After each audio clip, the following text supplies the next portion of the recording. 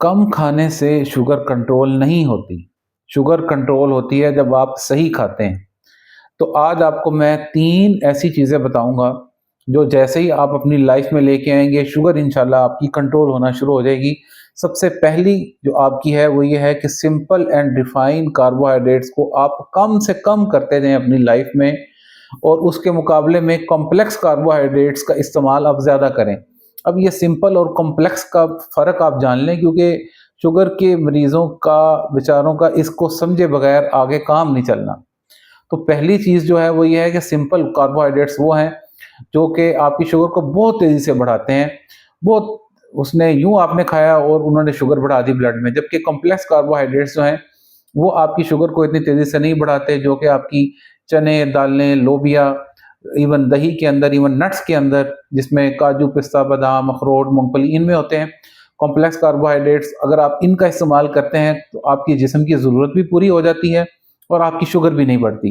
اور اس کے بعد دوسرے نمبر پہ سب سے اہم چیز ہے کہ آپ پروٹین بیسڈ ڈائٹ کو زیادہ استعمال کریں، جیسا کہ پروٹین ہوتی ہے انڈے، گوشت میں آپ کوئی بھی چیز شامل کر سکتے ہیں، چکن، مٹن، بیف، فش، یہ ساری چیزیں گوشت کا ہے جو آپ افورڈ کر سکتے ہیں، جو آپ کو سوٹ کرتی ہے، جو آپ کو مناسب لگتی ہے، وہ آپ استعمال کریں۔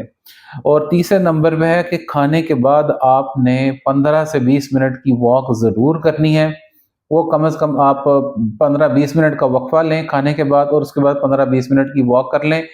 یہ جیسے ہی 3 چیزیں آپ اپنی لائف میں لے کے آئیں گے، شوگر آپ کی بہت زبردست ہوتی جائے گی۔ آپ خود کہیں گے کہ شوگر کم کھانے سے واقعی کنٹرول نہیں ہوئی تھی، صحیح کھانے سے کنٹرول ہوئی ہے۔ تو آپ اپنی ڈائٹ پلان کو خود سے ایسے ڈیزائن اگر کر لیں گے تو چیزیں آپ کو آہستہ آہستہ خود بخود بہتر ہونا شروع ہو جائیں گی۔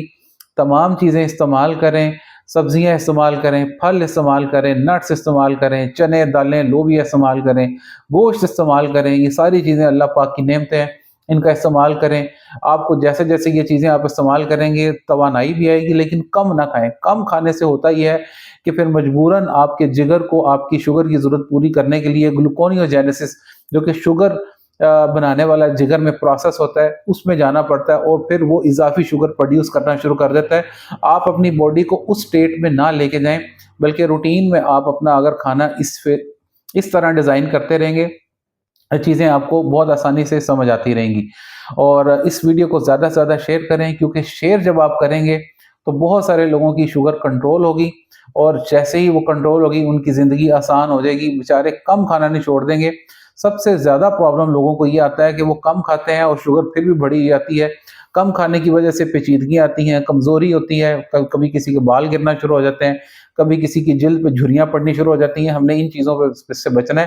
کم نہیں کھانا آپ نے، صحیح کھانا آپ نے، صحیح کھانے کا طریقہ میں نے آپ کو بتا دیا ہے۔ انشاءاللہ آپ خود یہ چیزیں سیکھتے جائیں گے، کیونکہ اس پیج کو آپ فالو کریں گے تو یہ چیزیں آپ مس نہیں کریں گے۔